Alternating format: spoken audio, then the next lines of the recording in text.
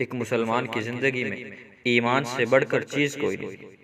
ایمان سے بڑھیا نعمت کوئی نہیں۔ ایمان پر تو رشک آنا چاہیے، صاحب ایمان ہونا بڑے کمال کی بات ہے، کیونکہ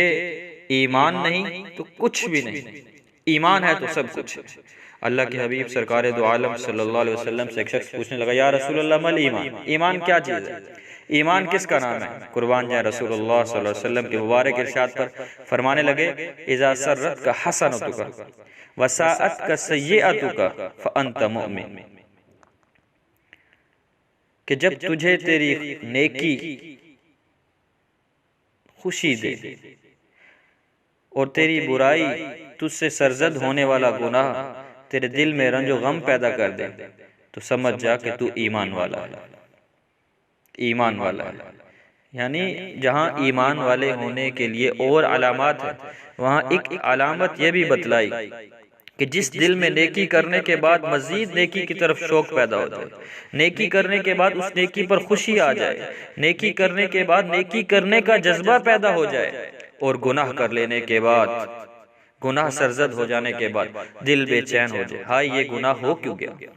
میری زندگی میں یہ گناہ ہو کیوں گیا، کس طرح میں اس کا ازالہ کروں،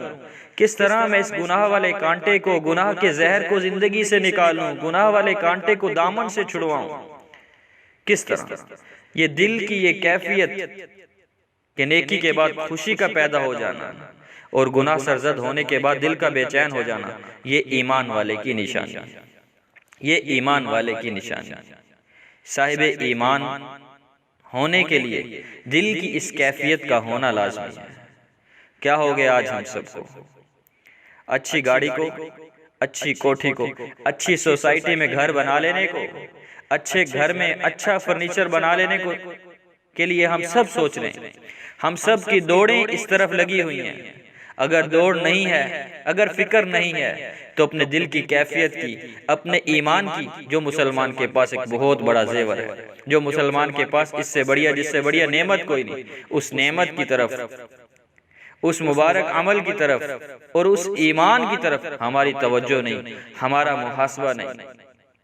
کب ایمان کی تڑپ کے لیے بے چین ہوں گے، کب ایمان کو اعلیٰ درجے تک پہنچانے کے لیے کوشش کریں گے۔ ہر ایک دنیا کے پیچھے آئے روز ایمان پستی کی طرف جا رہا ہے، ایمان زوال کا نشانہ بن رہا ہے۔ میرے عزیزو، اس ایمان کو بڑھانے کے لیے،